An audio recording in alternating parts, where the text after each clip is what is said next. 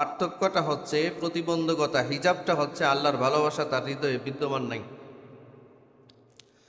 আল্লাহর ভালোবাসা যার হৃদয়ে বিদ্যমান আছে, এই লোক ইবাদতের স্বাদ উপভোগ করে। প্রতিটা সিজদায় তার স্বাদ আছে। الذي أرسله بالحق بشيرا ونذيرا وداعيا إلى الله بإذنه وسراجا وقمرا منيرا. أما بعد فأعوذ بالله من الشيطان الرجيم. بسم الله الرحمن الرحيم. إن الذين قالوا ربنا الله ثم استقاموا تتنزل عليهم الملائكة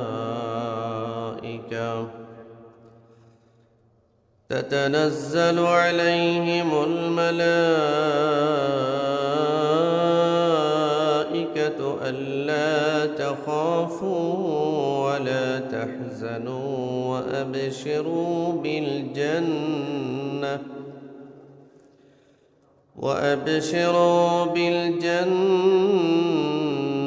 التي كنتم توعدون.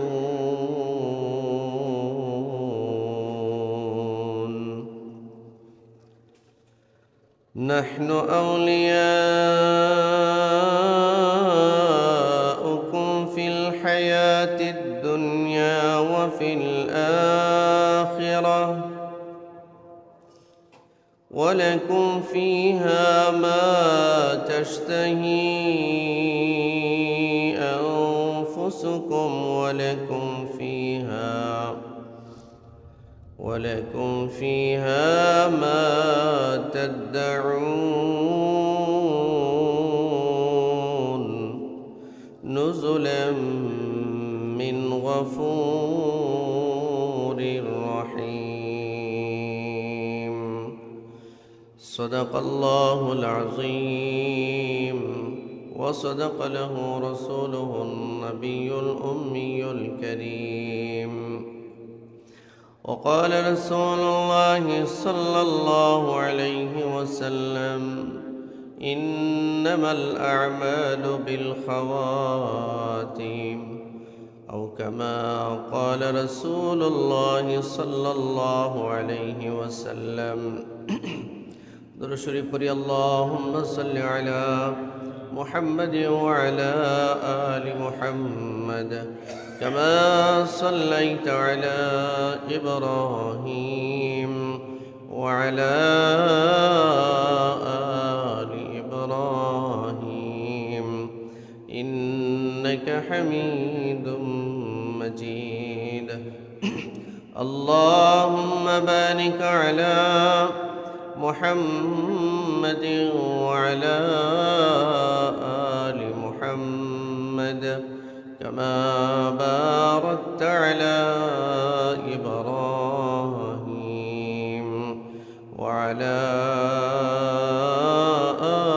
آل إبراهيم إنك حميد مجيد.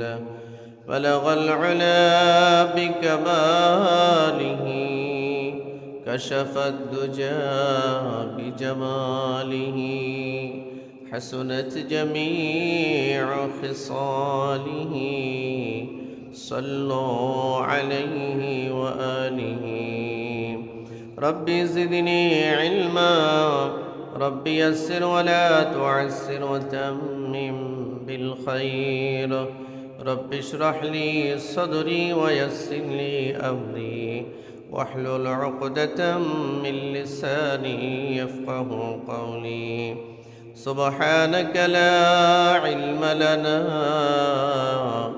إلا ما علمتنا إنك أنت العليم الحكيم وسبحانك لا فهم لنا إلا ما فهمتنا إنك أنت الجواد الكريم الحمد لله ثم الحمد لله আল্লাহ সুবহানাহু ওয়া তাআলার দরবারে লাখো কোটি শুকর ও সুজুদ যে মহান রব্বি কারীম আমাদেরকে আজকে পবিত্র মাহে রমাদানুল মুবারকের সর্বশেষ জুমাতুল বিদায় 30টা রোজা পূর্ণ করে রোজা রাখা অবস্থায় সর্বশেষ রোজায় আল্লাহ তাআলা আমাদেরকে তার ঘরে সুস্থ অবস্থায় ঈমানের হালতে পেরেশানি মুক্ত করে আল্লাহ তাআলা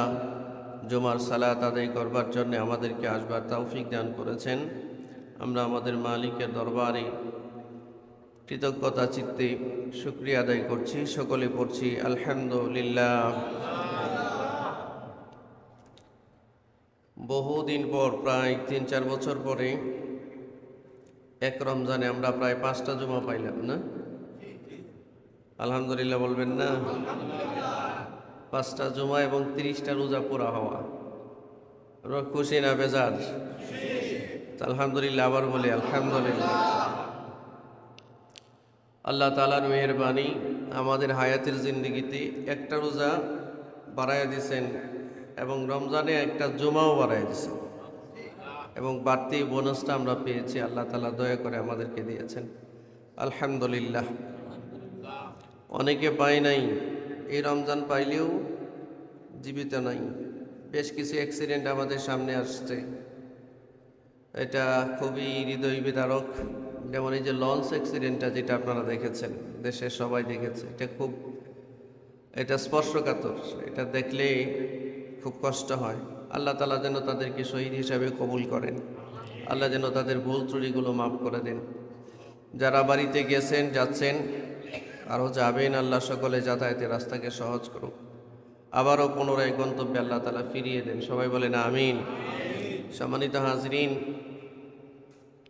আল্লাহ তাআলা যখন কোনো মানুষকে, কোনো বান্দাকে ভালোবাসেন, তখন আল্লাহ তাকে কিছু নিয়ামত দান করেন। সবচেয়ে বড় নিয়ামত হলো আল্লাহ তার ভালোবাসা তাকে দান করেন। আমি গত জুমায় আপনাদের সামনে একটা দোয়া শিক্ষা দিয়েছিলাম, জানি না এটা মনে আছে কিনা, আপনারা কেউ লিখছেন কিনা তাও জানি না। দোয়াটা কিন্তু মূল্যবান। দোয়াটা ছিল আল্লাহুম্মা হুব্বাকা ওয়া হুব্বা মান ইউহিব্বুকা ওয়া হুব্বা আমালি ইউকাররিবুনি ইলা হুব্বিক। এই দোয়াটা নবীজি অনেক করতেন, অনেক বেশি করতেন। আমরা তো সারা জীবন আমরা আমাদের প্রয়োজনের জন্য চাই। আমাদের একটা বাড়ি দরকার, গাড়ি দরকার, জায়গা দরকার, শান্তির দরকার, সুস্থতার দরকার, অর্থকরী দরকার, খালি দরকার আর দরকার। আমাদের প্রয়োজন শুধু আল্লাহর কাছে বলি। কিন্তু নবীজি এক্সট্রা এই দোয়াটা করতেন যে আল্লাহ, আমি আপনার ভালোবাসা চাই। আপনারা কি খেয়াল করছেন কথাটা? নবীজি ধন সম্পদ না, বলছেন আল্লাহুম্মা হুব্বাকা, আল্লাহ আমি আপনার ভালোবাসা চাই। এটা কিন্তু মৌলিক কথা। আল্লাহ যাকে ভালোবাসেন আর ভালোবাসা দেন, তাকেই কেবল আল্লাহ তার কুদরতি পায়ে সিজদা দেওয়ার তৌফিক দেন। আর আল্লাহ যাকে ভালোবাসা দেন, ইবাদতের সুযোগ আল্লাহ তাকে করে দেন। যত ধরনের ইবাদত আছে, সমস্ত ইবাদতের সুযোগ আল্লাহ তাকেই দান করেন। এবং এই দোয়াটাও নবীজি করেছেন, হুব্বা মান ইউহিব্বুক, আল্লাহ আমি আপনার ভালোবাসা তো চাই, আপনাকে যারা ভালোবাসে তাদের ভালোবাসাও চাই। সুবহানাল্লাহ। এরপরে 3 নম্বরে বলছেন হুব্বা আমালি ইউকাররিবুনি ইলা হুব্বিক, আল্লাহ এমন আমল আপনি আমাকে দেন যে আমলটা দ্বারা আপনার ভালোবাসার নিকটবর্তী হওয়া যায়। আপনারা কি কথাগুলো কোট করছেন? আরবিটা যদি না জানেন বাংলায় বলবেন। আর আরবিটা যদি না জানেন লিখে নিয়ে যাবেন। আমি মনে করি প্রত্যেকটা মুসলমানের এই দোয়াটা মুখস্থ করা সূরা ফাতিহার মতো ফরজ। এটা আমি মনে করি ফরজ। আর এটা আল্লাহ যদি কারো হয়ে যায়, আল্লাহ যদি কাউকে ভালোবাসা দিয়ে দেয়, তাহলে তার আর কোনো জিনিসের প্রয়োজন পড়ে না। আল্লাহ যদি বলে যে আমি তোমাকে ভালোবাসি, তাহলে আর তার কোনো জিনিসের প্রয়োজন পড়ে না। আল্লাহ তাকে সব সুযোগ করে দেন। এই যে ধারাবাহিকভাবে আমরা 1 মাস রোজা রাখলাম, রমজানের শুরু থেকে নিয়ে আজকে 30 রোজা পর্যন্ত, 30টা রোজা কমপ্লিট হলো। খুশি খুশি না? একটা রোজা বাড়লো, আলহামদুলিল্লাহ। জুমা একটা বাড়লো, আলহামদুলিল্লাহ।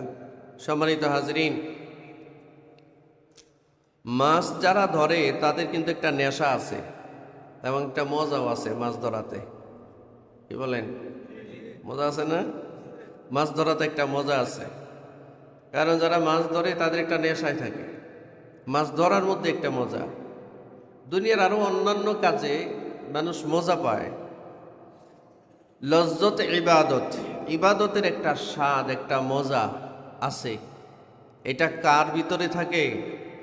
যার ভিতরে আল্লাহর ভালোবাসা বিদ্যমান থাকে, তার ভিতরে থাকে। অজস্র মানুষ আছে নামাজ পড়ে ঠিক, কিন্তু ইবাদতের স্বাদ তার ভিতরে নাই, মজা নাই। নামাজ পড়ার দরকার পড়তেছে, তারাবিটা পড়ার দরকার পড়তেছে, রোজা রাখবার দরকার রাখতেছে, কিন্তু এটার মধ্যে যে একটা মজা আছে, একটা নেশা আছে, একটা মজা আছে, এইটা সে অ্যানালাইসিস করতে পারে না, এটা সে উপলব্ধি করতে পারে না। আর এই উপলব্ধি করার না করার মাঝে, যেমন যে মাছ ধরে প্রতিটা খেপে তার স্বাদ আছে, মাছ উঠুক আর না উঠুক, কিন্তু সে বড় আশা নিয়ে খেপ দেয়, ঠিক না? ইবাদতের ক্ষেত্রেও আল্লাহ তাআলা যাকে ভালোবাসার নিয়ামত দেন, আল্লাহ তার ইবাদতের একটা মজা তার ভিতরে দিয়ে দেন। 1 ওয়াক্ত নামাজ গেছে, আরেক ওয়াক্ত নামাজ আসবে, পেরেশান হয়ে থাকে। 1 রাকাত গেছে, আর 1 রাকাত আসবে, পেরেশান হয়ে থাকে। মজা। এক রাকাতের তেলাওয়াত গেছে, পরের রাকাতের তেলাওয়াত একটু লম্বা হোক, এটা সে মজা পায়, মজা পায়। সুবহানাল্লাহ জিকির করে মজা পায়, আলহামদুলিল্লাহ জিকির করে মজা পায়। এই পুরো রমজান মাসটা আমরা ইবাদত কম করি আর বেশি করি, সবাই কিন্তু কম বেশি ইবাদতে লিপ্ত ছিলাম, ঠিক কিনা? একটা প্রশিক্ষণের মাস, আত্মশুদ্ধির মাস, সংযমের মাস, তাকওয়া অবলম্বনের মাস। আর এই রোজাটা আল্লাহ দিয়েছেই বান্দাকে তাকওয়াবান বানাবার জন্য। এগুলো আপনারা শুনছেন। রোজা বান্দার উপরে ফরজই করেছেন আল্লাহ, লাআল্লাকুম তাত্তাকুন, বান্দা যেন মুত্তাকি হতে পারে। মুত্তাকির ডেফিনেশনটা কি? মুত্তাকি কাকে বলে? মুত্তাকি কেমনে হওয়া যায়? এই রমজান মাসে আল্লাহ তাআলা শয়তানকে যেহেতু শিকলাবদ্ধ করেছেন, বেঁধে রেখেছেন, এই কারণে সঙ্গত কারণে বনি আদম অনেক গুনাহ থেকে মুক্ত ছিল। কিন্তু মানুষ শয়তান যারা, ডোনাল্ড ট্রাম্পের মতো শয়তান যারা এই দুনিয়াতে, মানুষ নামক শয়তান যারা আছে, এদের অত্যাচার তো চলছে। শয়তান তো 2 প্রকার, মিনাল জিন্নাতি ওয়ান নাস, একটা জিন শয়তান আর একটা মানুষ শয়তান। তো জিন শয়তান যেন আল্লাহ রমজান মাসে শিকলাবদ্ধ করে সাগরে ফেলছে, আর মানুষ শয়তানকে তো শিকলাবদ্ধ করে নেই, তার শয়তানি তো চলছে।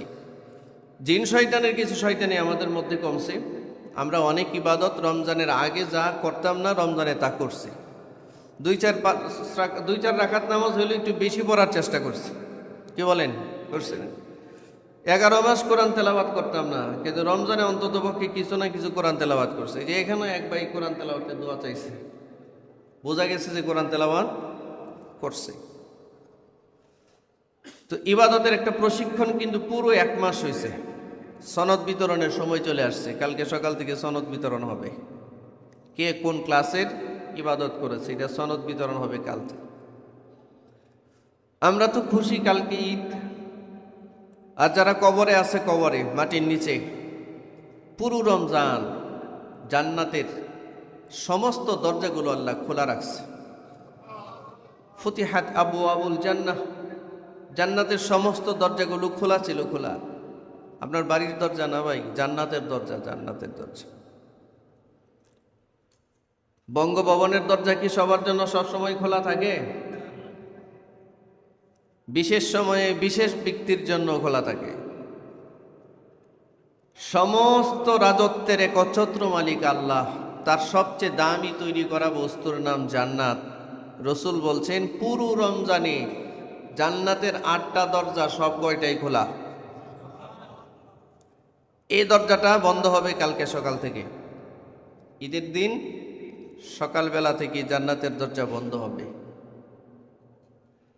তো এই নিয়ামতগুলো কিন্তু আমাদের মধ্য থেকে গেছে, যাচ্ছে। শেষ জুমাতুল বিদায় আমরা চলে আসছি। আল্লাহ আমাদেরকে উপস্থিত করছেন। বেশ কিছু ইবাদত আমরা করছি, একটা প্রশিক্ষণের মধ্যে ছিলাম। ইবাদত করা, রমজান মাস গেলে অনেক মানুষ দেখা যায় যে সে রমজানে যে ধরনের প্র্যাকটিসটা করেছে, প্রশিক্ষণ দিয়েছে, রমজানের পরে আর এই প্রশিক্ষণের উপরে সে নাই। ইবাদতের ধারাবাহিকতা সে রক্ষা করতে পারছে না। মুসলমানদের জন্য, মুমিনদের জন্য হাদিসে আসছে, নবীজি কথা বারবার বলেছেন, আহাব্বুল আমালি, আল্লাহর কাছে বান্দার আমল সবচেয়ে পছন্দের ওই আমল যে আদওয়া মুহা, যে আমলটা সর্বদাই করা হয়, ধারাবাহিকভাবে করা হয়। ও ইনকাল্লা, এটা পরিমাণে যদি কমও হয়, আমল যদি পরিমাণে কমও হয়, যে আমলটা সর্বদাই করা হয়, এইটা আল্লাহর কাছে বড় পছন্দের আমল। আলহামদুলিল্লাহ বলবেন না? আমরা রমজানে সবাই চেষ্টা করছি একটু কোরআন তেলাওয়াত করতে। রমজান মাসে আর তেলাওয়াত করব না নাকি? না, এটা একটু ধারাবাহিকতা রাখবো। ওলামায়ে কেরাম বলেন, কোনো ব্যক্তি যদি চায় যে তার আমল আল্লাহর কাছে কবুল হয়েছে কিনা, এটা বুঝবে কিভাবে? বুঝার আলামত কি? প্রধানত আলামত হচ্ছে সে যে আমলটা করছে, এই আমলের ধারাবাহিকতা তার মধ্যে বিদ্যমান আছে কিনা। যদি তার মধ্যে আমলের ধারাবাহিকতা বিদ্যমান থাকে, তাহলে বোঝা যায় যে তার বিগত আমলগুলো কবুল হয়েছে। আর যদি আমলের ধারাবাহিকতা বিদ্যমান না থাকে, বোঝা যায় যে অতীতে যা করছে এটা হুজুগে করছে, বুঝতে করে নাই। কথা কি বুঝতে পারছেন? আল্লাহ আমাদেরকে আমলের ধারাবাহিকতা বজায় রাখবার তৌফিক দান করুন। এই সূত্রেই আপনাদের সামনে আমি সূরা হামিম সিজদা, এই সূরার আরেকটা নাম আছে, নাম হচ্ছে সূরা ফুসসিলাত। এই সূরার 30, 31, 32 নম্বর আয়াত আপনাদের সামনে আমি তিলাওয়াত করেছি। একটা হাদিস পড়েছি, হাদিসে রাসূল বলেছেন, ইন্নামাল আমালু বিল খাওয়াতিম। আমল তো নির্ভর করে তার শেষ অবস্থার উপরে। আপনি শুরু কি দিয়ে করলেন, কয় রাকাত দিয়ে করলেন, এটা না। আপনি স্টেডফাস্ট কোথায় করলেন, এটাকে থামাইলেন কোথায়, ধারাবাহিকতা বজায় রাখলেন কতটুকু, ইস্তেকামত কি ছিল, এটার উপরে আল্লাহ তাআলা কাউন্ট করবে যে আপনার আমল গ্রহণ কতটুকু হয়েছে। এই জন্য আল্লাহ তাআলা আমাদেরকে এই আয়াতের মাধ্যমে ইস্তেকামত শিক্ষা দিয়েছেন। আল্লাহ তাআলা বলেন, বিসমিল্লাহির রহমানির রহিম,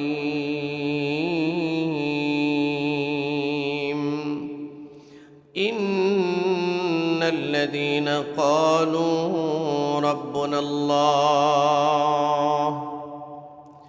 আল্লাহ বলেন, ইন্নাল্লাযীনা ক্বালু, ইন্না মানে নিশ্চয়ই, আল্লাযীনা যারা, ক্বালু বলে, রব্বুনাল্লাহ আমাদের রব আল্লাহ। আপনারা বলেন আমাদের রব কি?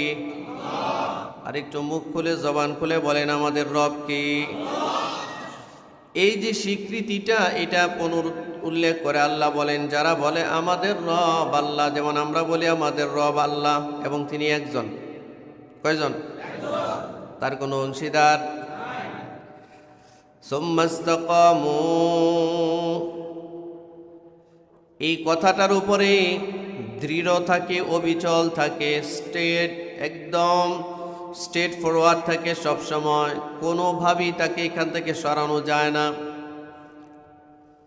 যারা 1 নম্বরে বলে আমাদের রব আল্লাহ, যারা আল্লাহকে স্বীকার করে, আল্লাহর দ্বারা যত হুকুম আহকাম আছে এটাকেও তারা স্বীকার করে, ঠিক না? জোরে বলেন। কেউ যদি বলে আমাদের রব আল্লাহ, এরপরে যদি বলে আল্লাহ যে 5 ওয়াক্ত নামাজ দিয়েছেন এটা আমি মানি না, সে কি আল্লাহর রুবুবিয়ত স্বীকার করলো? কেউ যদি বলে আমার রব আল্লাহ কিন্তু রমজানের রোজা মানি না, পারবো না, রাখতে পারবো না, এত ক্ষুধার্ত থাকতে পারবো না, আল্লাহরে মানা হইল? কেউ যদি বলে আল্লাহরে মানি, আমাদের রব আল্লাহ কিন্তু এত টাকা ব্যয় করে হজ করতে পারবো না, মানা হইল? কেউ যদি বলে আমাদের রব আল্লাহ কিন্তু আমার কষ্টের অর্জিত সম্পদের জাকাত দিব না, হইল? সে তার রবকে স্বীকার করলো? হইল না। রবকে স্বীকার করার অর্থ হচ্ছে আল্লাহ তার উপরে যত বিধিবিধান নাজিল করেছেন সমস্ত বিধিবিধান সে মেনে নিয়েছে, ঠিক কিনা? আল্লাহ রাব্বুল আলামিন বলেন, এই অবস্থা যার হয়, সুম্মাস্তাকামু, এবং এই কথার উপরে সে দৃঢ় হয়ে যায়, কাজের উপরেও সে দৃঢ় হয়ে যায়, অবিচল থাকে, অনড় থাকে, তাতানাজ্জালু আলাইহিমুল মালাইকা, তাদের সামনে তিনটার সময়ে বিশেষ ফেরেশতা পাঠানো হয়। সুবহানাল্লাহ, ফেরেশতা নাজিল হয় তাদের সামনে তিনটার সময়। এর মধ্যে এক নম্বর হলো তার যখন মৃত্যুর সময় হয়, মরণের টাইম হয়, মালাকুল মাউত তার যখন দৃষ্টিগোচরে হয় আসে, তখন ফেরেশতারা তার সামনে আসে। দুই নম্বর হলো একাকিত্বের ঘর, কবর, যেখানে কোনো সাথী নাই, বাতি নাই, আলো নাই, বাতাস নাই, বন্ধু নাই, বান্ধব নাই, সিকিউরিটি দেওয়ার মতো কেউ নাই, খোঁজ নেওয়ার মতো কেউ নাই। এখানে তার সঙ্গ দেওয়ার জন্য বিশেষ ফেরেশতা আল্লাহ নাজিল করেন। সুবহানাল্লাহ, আসতে বললে খবরটা ভালো লাগছে না মনে হয় না? কবর কি শ্বশুর বাড়ি মনে করে? হ্যাঁ, এখানে যে কি অবস্থা হবে, আমরা তো কবরের কথা মনেও করি না। একটা দিন, একটা সময় হঠাৎ করে যে আমাদের একাকিত্ব হয়ে যেত। এখন আমি যদি মরে যাই, এখন যদি মরি, সন্ধ্যার আগে লাশ দাফনের পরামর্শ সব কমপ্লিট হয়ে যাবে, যেখানেই হোক। বেশির থেকে বেশি রাত্রে 10টা যাবে, এরপরে আর যাওয়ার সুযোগ নাই। কি বলেন? তার মানে আগামী সকাল আর আমি পাচ্ছি না। এটা আমাদের সবার জন্য হালত। এই জন্য আল্লাহ রাব্বুল আলামিন বলেন, 2 নম্বরে তারে সাহায্য করবার জন্য বিশেষ ফেরেশতা পাঠানো হয় তার কবরে। সুবহানাল্লাহ, এই পুনরুত্থান দিবস পর্যন্ত তার সঙ্গ দেয়। এবার কবরে সব মানুষ একলা থাকে না, কবরে সব মানুষ একা থাকে না, কিছু মানুষ কবরে সঙ্গী পায়। 3 নম্বরে আল্লাহ রাব্বুল আলামিন বলেন, তাতানাজ্জালু আলাইহিমুল মালাইকা, ফেরেশতা তার কাছে নাজিল করা হয় সে যখন কবর থেকে উঠবি।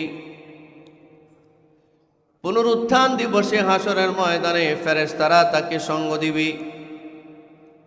কি সঙ্গ দিবি? ফেরেশতারা বলবি, তার সামনে এসে বলবি, 1 নম্বরে বলবে আল্লাহ তাখাফু, ও আল্লাহর বান্দা তোমার কোনো ভয় নাই।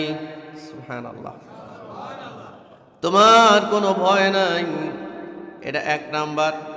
1 নাম্বার একটা আশার বাণী শোনায়, বান্দারে বলি তোমার কোনো ভয় নাই। আচ্ছা, ভয় আমাদের কার নাই এই দুনিয়ায় বলেন তো? আমরা যারা এখানে আছি, ভয় নাই কার? কোনো কিছুর ভয় না থাকলে মরণের ভয়টা তো আছে। কি বলেন? কোনো ভয়ও যদি না থাকে, কবরের ভয়টা তো আছে। একটা বার কি ভাইবা দেখেন, কত আলো বাতাসের ভিতরে থাকলে, একা বাড়িতে থাকলে ভয় লাগে। এই যে ঈদের সময় বাড়িঘর অনেকের খালি হয়ে গেছে, কেউ বাসায়, পুরা বাসায় একলা, পুরা পরিবার নিয়ে থাকে, তাও ভয় পায়। আছে না এরকম? তাহলে কবরটার হালত কেমন হইতে পারে? এটা ভয়ের একটা জায়গা। মিজান ভয়ের একটা জায়গা, পুলসিরাত ভয়ের একটা জায়গা, ঠিক না?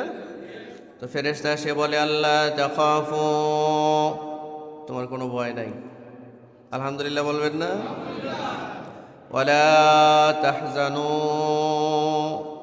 2 নম্বর বলতেছে তোমার কোনো টেনশন নাই, তোমার কোনো চিন্তা নাই, চিন্তা নাই। প্রথমে বলছে তোমার কোনো ভয় নাই, দ্বিতীয়বার বলতেছে তোমার কোনো চিন্তা নাই, চিন্তা নাই। আচ্ছা, ভয় নাই, চিন্তা নাই, এই 2 জিনিসের নিয়ামত যদি কারো থাকে, তাহলে তার চেয়ে সুখী আর কেউ আছে নাকি? হ্যাঁ। তারপরে বলতেছে 3 নাম্বার সুসংবাদ, ওয়া আবশিরু বিল জান্নাহ, তুমি জান্নাতের সুসংবাদ গ্রহণ করো। আল্লাতী কুনতুম তুআদুন,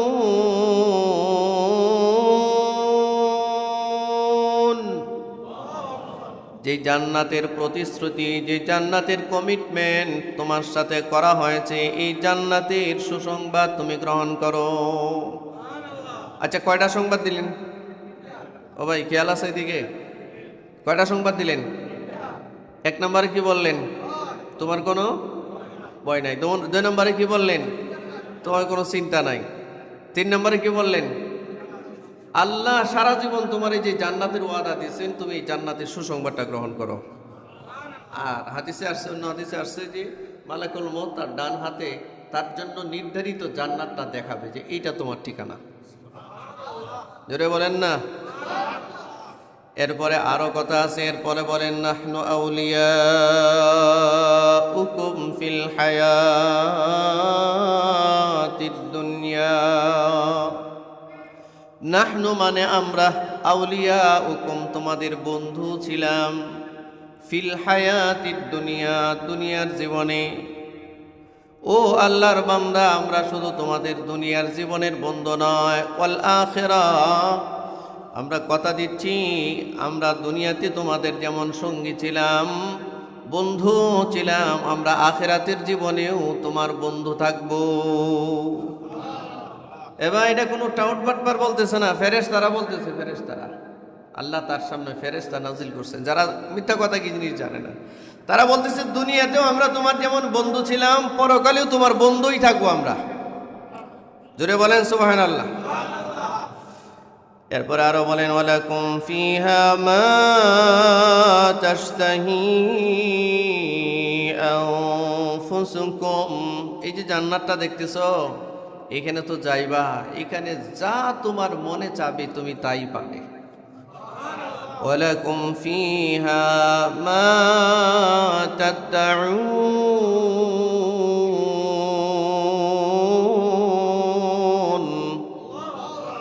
এবং তুমি যা আহ্বান করবে, তোমার যা প্রয়োজন হবে, সমস্ত প্রয়োজন মেটাবার জন্য সেখানে সমস্ত ব্যবস্থাপনা আছে। ফেরেশতারা বলতেছে। এরপরে বলতেছেন নুজুলাম মিন গফুরির রহিম। নুজুলা মানে আপ্যায়ন, মেহমানদারি। কার পক্ষ থেকে? মিন গফুরির রহিম, যিনি রহিম। রহিম মানে কি? দয়ালু। আর গফুর মানে কি? ক্ষমাশীল। দয়ালু, মেহেরবান, ক্ষমাশীল আল্লাহর পক্ষ থেকে এই সবগুলো তোমার মেহমানদারি, আপ্যায়ন তোমার জন্য। সুবহানাল্লাহ বলবেন না? একটু খেয়াল করেন, সময় তো কম, সব কথা তো বলা যায় না, আর 5 মিনিট আছে। এদিকে লক্ষ্য করেন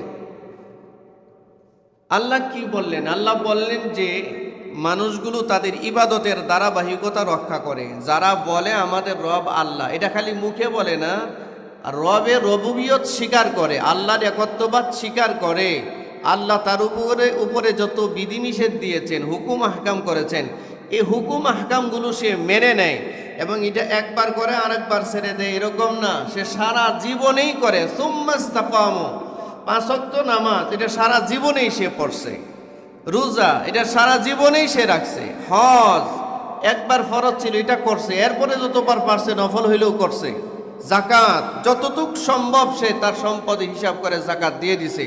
এই ফরজ বিধানগুলো সে মেনে নিয়েছে, রবের রবুবিয়তের পাশাপাশি ফরজ ইবাদতগুলো করে গেছে। আল্লাহ বলেন এই লোকটার 3টা কঠিন মুহূর্তে আমি তাকে সাহায্য করবার জন্য বিশেষ ফেরেশতা পাঠাই, ফেরেশতার একটা দল পাঠাই, দল। এই ফেরেশতার দলের লিডার হয় 2 জন ফেরেশতা, একজন হলো ডান কাঁধের আর একজন হলো বাম কাঁধের। আমাদের সাথে যে 2 জন ফেরেশতা আছে এটা কি আপনারা জানেন? বলতে পারবেন কই থাকে?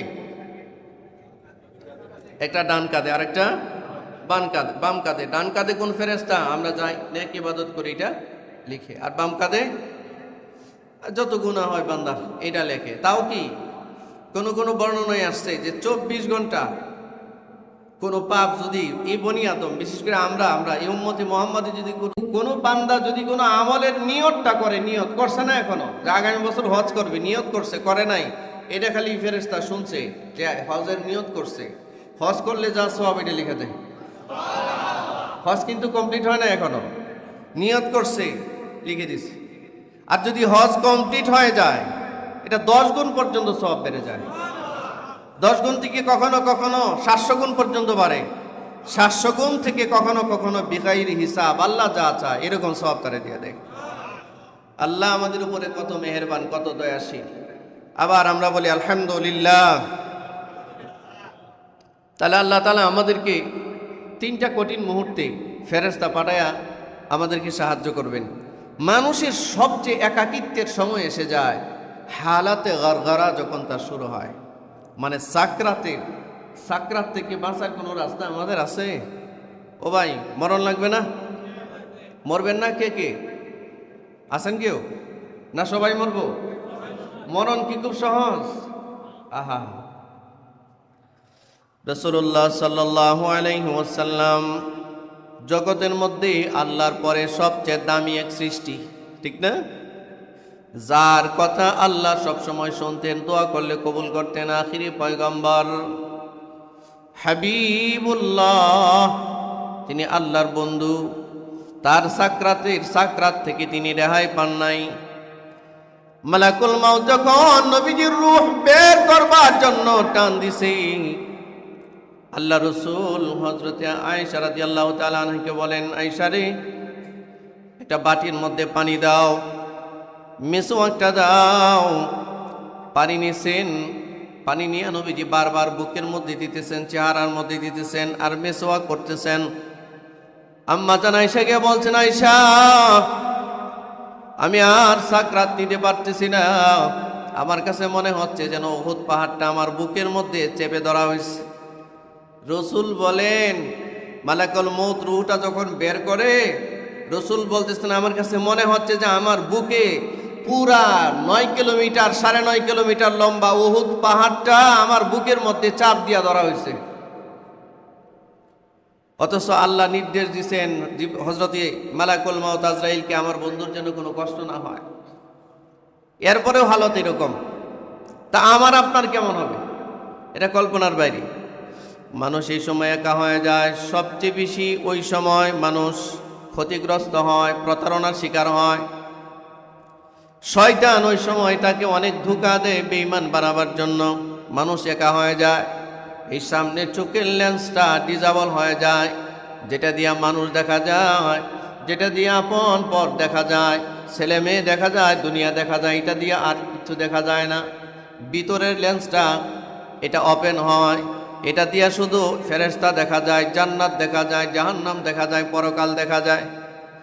আল্লাহ রাব্বুল আলামিন বলেন, আমার বান্দার এমন কঠিন মুহূর্ত যখন শুরু হবে, ফেরেশতারা সামনে আসবে এই 2 জনের নেতৃত্বে। সুবহানাল্লাহ। আচ্ছা, এই 2 জন ফেরেশতা আমাদের সাথে কতদিন যাবত আছে আর কতদিন যাবত থাকবে? যেই দিন দুনিয়ায় আসছি এই দিন থেকেই আছে। যেই দিন মালাকুল মাউত আমাদের রূহ, দেহ থেকে রূহটা বের করে নিয়ে যাবে, ওই দিনও ওই ফেরেশতারা আমাদের সাথেই আছে। কবরেও সাথে থাকবে, মিজানেও থাকবে, হাসরেও থাকবে, ফুলসিরাতেও থাকবে। আল্লাহু আকবার বলেন। এই কথাটা আল্লাহ জানাইলেন। শর্ত হলো আমলের ধারাবাহিকতা বজায় রাখা, দাইমতা, ইস্তেকামাত, আমলটাকে স্টে করা। একবার তার মনে চাইছে 100 রাকাত নামাজ পড়ে ফেলছে, আরেকবার মনে চায় নাই, 1 রাকাত নামাজও পড়ে না, এটা না আমল বলে না। আমলের কোয়ান্টিটি আল্লাহর কাছে দ্রষ্টব্য নয়। আপনি কত রাকাত নামাজ পড়ছেন এটা নয়, আপনি কয় রাকাত নামাজ কোয়ালিটি সহ পড়ছেন, ভালোভাবে মনোযোগ সহকারে পড়ছেন, এটা গুরুত্ব রাখে আল্লাহর কাছে। এজন্য আল্লাহ রাব্বুল আলামিন বলেন, ফেরেশতারা 1 নম্বরে এসে বলে, তাতানাজ্জালু আলাইহিমুল মালাইকা, সামনে এসে ফেরেশতারা বলে, আল্লাহ তাখাফু, ও আল্লাহর বান্দা তোমার কোনো ভয় নাই। আপনারা বলেন, ফেরেশতার হাতে এক হাতে জান্নাত আর এক হাতে জাহান্নাম, এই 2টা নিয়ে আসছি। এক অজানা গন্তব্য, কত হাজার বছর কবরে পরে থাকতে হবে আমরা কেউ জানি না। জানি না কি? রাসূল বলেন দুনিয়ার সর্বশেষ মানুষটা যে মারা যাবে, এরপরে আর কেউ মারা যাবে না, এই মানুষটাও মিনিমাম কবরের জিন্দেগিতে 40,000 বছর থাকতে হবে। এরপরে আর কেউ মারা যাবে না, এইটাও অন্তত 40,000 বছর কবরের জীবনে এই একাকিত্বের ঘরে কাটাইতে হবে। এটা ভয়ানক, এক ভয়ের ব্যাপার। এই জন্য ফেরেশতা বলেন এক নম্বরে আল্লাহ তাখাফু, ও আল্লাহর বান্দা ভয় পাও না। তুমি সারা জীবন কবরের ভয়, আমাদের ভিতরে কিন্তু এটা মারাত্মক ভয়, একটা ভয় না? মিজানের ভয়, হাসরের ভয়। 50,000 বছর পর্যন্ত হাসরের মাঠে সম্পূর্ণ বিবস্ত্র অবস্থায় জুতা ছাড়া মানুষের দাঁড়ায় থাকতে হবে।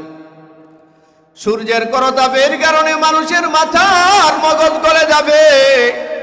ফেরেশতা এক নম্বরে তারে বলবে আল্লাহ তাখাফু, তোমার যে ভবিষ্যৎ, এখন থেকে সামনের যে ভবিষ্যৎ, এইটা নিয়ে তুমি ভয় পাও না, আমরা সাথে আছি। সুবহানাল্লাহ। 2 নম্বরে বলে ওয়ালা তাহজানু, দুনিয়াতে যা রেখে গেছো, ছেলে মেয়ে, বিবি বাচ্চা, বাড়ি গাড়ি সম্পদ, টেনশন করো না। মানুষের একটা টেনশন হয়। আল্লাহ বলেন এই তাফসিরি ইবনে কাসিরের মধ্যে আল্লামা ইবনে কাসির রাহমাতুল্লাহি আলাইহি বলেন 2 নম্বরে ফেরেশতা যখন বলে ওয়ালা তাহজানু, তোমার কোনো টেনশন নাই, চিন্তা নাই, এটা দ্বারা বোঝায় তুমি দুনিয়াতে যা অর্জন করেছিলে, যা সন্তানাদি পরিবার পরিজন যা রেখে গেছো, এগুলোর নিরাপত্তার দায়িত্ব আমাদের। এই জন্য তুমি টেনশন করো না। সুবহানাল্লাহ। আল্লাহ তোমার সম্পদ দিয়েছিল, হাজার হাজার কোটি টাকার মালিক বানিয়েছিল, পুঙ্খানুপুঙ্খ হিসাব করে তুমি সম্পদের যাকাত দিয়েছো, সাদাকা আদায় করেছো, সম্পদকে অন্যায় কাজে ব্যয় করো নাই, সন্তানগুলোকে দিন শিক্ষা দিয়েছো, পরিবারটাকে দিনদার বানিয়েছো। এদেরকে যে রেখে গেছো, ভাবছো এরা মনে হয় ছন্ন ছাড়া হয়ে যাবে। না না না, ওয়ালা তাহজানু, পিছনে যাদেরকে রেখে গেছো এটা নিয়ে তুমি টেনশন করো না। আর ভবিষ্যতে একাকিত্বের জীবনে তোমার কি হবে, এটা নিয়ে তুমি ভয় করো না। এই সবগুলোর দায়িত্ব আমরা নিলাম। সুবহানাল্লাহ। আচ্ছা, কি বোঝা গেল? আল্লাহ যারে সম্পদ দেয়, দিনদার মানুষ, আমরা দেখবেন হালাল পথে যারা সম্পদ অর্জন করে, হালাল পথে, এদের সম্পদ দীর্ঘস্থায়ী হয়। হারাম পথে যাদের সম্পদ অর্জন হয় আর কিছু হারাম জাদা জন্ম দেয়, এগুলো বেশি দিন টিকে না। কি বলেন? এগুলো বেশি দিন, শব্দটা একটু খারাপ হয়ে গেছে মনে হয় না? হালাল জাদা একটা, আরেকটা হচ্ছে হারাম জাদা। এটা স্বাভাবিক একটা শব্দ আর কি, যদিও বা এটা শুনতে ভালো লাগে না। কিন্তু আমাদের সমাজে দেখবেন কথিত হারামখোরদের কিছু নব্য ধনী মানুষ আছে, এগুলো দেখবেন কাপড় চোপড় যে পরে, হাঁটুর উপরে কাপড় পরে, যুবক ছেলে হাঁটুর উপরে হাফ প্যান্ট পরে, যুবতী মেয়ে গেঞ্জি পরে রাস্তাঘাটে ঘোরায়। একটু খোঁজ নিয়ে দেখেন, এদের সাথে হারামের সম্পর্ক, হালালের কোনো সম্পর্ক নাই। কোনো ভদ্র পরিবারের ছেলে মেয়ে কখনো এইভাবে চলে না, এই পোশাকে চলে না, চলতে পারে না। ফেরেশতা বলে আমাদের বড় একটা টেনশন থাকে, আমি যে এত সম্পদ অর্জন করলাম, আমি মরে গেলে এগুলো থাকবে তো, কে দেখবে এগুলো, কি হবে এগুলো? 2 নম্বরে ফেরেশতা বলে ওয়ালা তাহজানু, কষ্ট করছো, হালাল পথে সম্পদ অর্জন করছো, সন্তানাদিকে দিনদার বানাইছো, ভাবছো তোমার পরিবার ধ্বংস হয়ে যাবে, তোমার সম্পদ ধ্বংস হয়ে যাবে। না না, দুনিয়াতে তুমি যা রেখে এসেছো সারা জীবন আমরা এগুলোর নিরাপত্তা দিব। ওয়া আবশিরু বিল জান্নাহ, জান্নাতের সুসংবাদ গ্রহণ করো। এই কথাগুলো বলে ফেরেশতারা কাদেরকে? যারা তাদের আমলের ধারাবাহিকতা বজায় রাখে। তারা শুধু এই কথা বলে থেমে থাকে না যে রব্বুন আল্লাহ, আমাদের রব আল্লাহ, এটা তো ঠিক, নামাজ পড়ে না, রোজা রাখে না, হজ করে না, যাকাত দেয় না, অথবা নামাজ পড়লেও একসাথে তার মনে চাইছে সবে কদরের রাত্রে 500 রাকাত নামাজ পড়ছে, আবেগ উঠছে 500 রাকাত নামাজ পড়ছে, পরের দিন 5 ওয়াক্ত নামাজে 1 ওয়াক্ত পড়ছে না। এই 500 রাকাত নামাজের কোনো দাম আছে? 500 রাকাত জরুরি না সারা জীবন 5 ওয়াক্ত নামাজ পড়া জরুরি? ভাই আপনারা কি কথা বুঝছেন? এক রাতে 500 রাকাত নামাজ পড়া জরুরি না সারা জীবন 5 ওয়াক্ত নামাজ পড়া জরুরি? একদিনে 10 পারা কোরআন তেলাওয়াত জরুরি না, সারা জীবনেই অন্তত পক্ষে 5টা পৃষ্ঠা করে হোক, 1টা পৃষ্ঠা করে হোক, 5টা আয়াত হোক, দৈনিক অন্তত তেলাওয়াত করা এটা জরুরি। এটা দাইমান ইবাদত। একদিন তার ভাল লাগছে যে 1 কোটি টাকা দান করে দিয়েছে, এর পরে সারা জীবন আর 1 টাকাও দেয় না, না এটা তো হবে না। এইভাবে না, দানের সিস্টেম এইটা না। আপনি অল্প অল্প করে দেন, সারা জীবনই দেওয়ার হাতটা প্রসারিত রাখেন। আমলটা যেন স্থির থাকে, স্টেট ফাস্ট হয়, এটা যেন স্টে করে, এটা যেন দাইমান আমল হয়। আপনি সারা জীবন যেন আমলের ধারাবাহিকতা ধরে রাখতে পারেন। এই পুরো রমজান মাস কিন্তু আমাদেরকে আমলের একটা প্র্যাকটিস দিয়ে, আমাদেরকে একটা প্রশিক্ষণ দিয়ে মোটামুটি জীবনটাকে কিছুটা পরিবর্তনের দিকে আমরা নিয়ে আসছি। কি বলেন আপনারা? আনছি না? রমজানের আগের যে জীবনের ধারাবাহিকতা ছিল, রমজানের ভিতরে কেটে একরকম আছে, একটু পরিবর্তন হয়েছে না? একটু ভালো মানুষ হয়েছি না আমরা? একটু কোরআন তেলাওয়াত বাড়ছে না? একটু নামাজ বাড়ে নাই? একটু সুবহানাল্লাহ বাড়ে নাই? একটু দোয়া বাড়ে নাই? বাড়ছে। এগুলো ধরে রাখতে হবে। পারবো ইনশাল্লাহ? বাকি জীবন ইনশাল্লাহ ধরে রাখবো। আপনি আর কিছু করেন না করেন, 5 ওয়াক্ত নামাজ পড়তে হবে বাধ্যতামূলক মরণ পর্যন্ত। এটা আমরা ছাড়বো না ইনশাআল্লাহ। বলেন বলেন ইনশাআল্লাহ। এই রোজা আল্লাহ আমাদের জীবনে আবারও বারবার ফেরত দিক। যখনই রোজা আসবে সামনে, সিয়াম সামনে আসবে, আমরা খুশি চিত্তে আল্লাহর জন্য রমজান মাসের সিয়াম সাধনা করব ইনশাআল্লাহ। আমরা জানি না, আমাদের এখানে আমরা যারা উপস্থিত হয়েছি, আমাদের অনেকের জীবনের শেষ জুমাতুল বিদায়টা, হয়তো অনেকের জীবনের এই শেষ রমাদান হয়ে গেল, আমরা জানি না। সম্মানিত হাজরিন, আল্লাহর কাছে দোয়া করবেন আল্লাহ যেন নেক হায়াত দেন এবং রমজানের রোজা আমাদেরকে ফেরত দেন, সাহারি ইফতারকে যেন আল্লাহ ফেরত দেন। রমজান মাস বড় এক নিয়ামতের মাস, বড় এক নিয়ামতের মাস। এই যে নাজাতের দিনগুলো শেষ হবে, আজকে সূর্য অস্তমিত হওয়ার সাথে সাথেই এতেকাফকারীদের এতেকাফ শেষ, রমজান শেষ। আগামীকাল থেকে কি শুরু হবে? ঈদের এক আনন্দ শুরু হবে। আমরা খুশি, আর কবরবাসীরা চিৎকার করবে, চিৎকার, আহা রমজান যদি আরো লম্বা হইতো। এক বর্ণনায় আসছে, এই যে রমজানের সম্মানে কবরের আযাবকে আল্লাহ স্থগিত করে রেখে দেয় রমজানের সম্মান। সম্মানিত হাজরিন, আমরা মুর্দাদের জন্য, আমাদের মৃত ব্যক্তিদের জন্য দোয়া করবো, আল্লাহ যেন তাদেরকে মাফ করে দেন। সবাই বলেন আমিন। এটা খাস করে দোয়া করবো। আর আমি যে কটা কথা বললাম, রমজান মাসে কম বেশি সবাই একটু কোরআন মাজিদ পড়ছে, এটা সাইরে দিয়েন না। বাকি 11টা মাস রমজানে হয়তো একটু বেশি পড়ছেন, প্রতিদিন আধা পৃষ্ঠা পারেন, 1 পৃষ্ঠা পারেন, 5টা আয়াত পারেন, কোরআন তেলাওয়াতকে একেবারে বন্ধ করে দিন।